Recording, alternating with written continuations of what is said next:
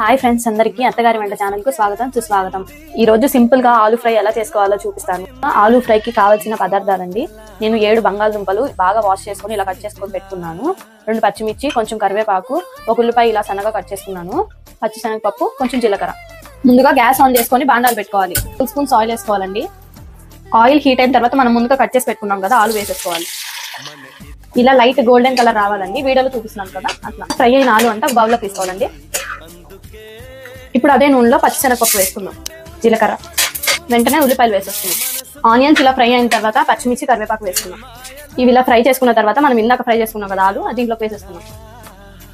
1 tea spoon పసుపు, 1 tea spoon కారం, తగినంత ఉప్పు వేసుకొని బాగా కలుపుకోవాలండి. లాస్ట్లో కొంచెం కొత్తిమీర వేసుకుందాం. చూసారు కదా ఫ్రెండ్స్, మన సింపుల్ ఆలు ఫ్రై రెడీ అయిపోయింది. ఈ వీడియో మీకు నచ్చినట్లయితే లైక్ చేయండి. ఇలాంటి మరిన్ని వీడియోల కోసం మా ఛానల్ని సబ్స్క్రైబ్ చేసుకోండి. మీరు మీ ఇంట్లో చేసుకొని ఎలా వచ్చిందని కామెంట్ చేసేయండి. Bye friends.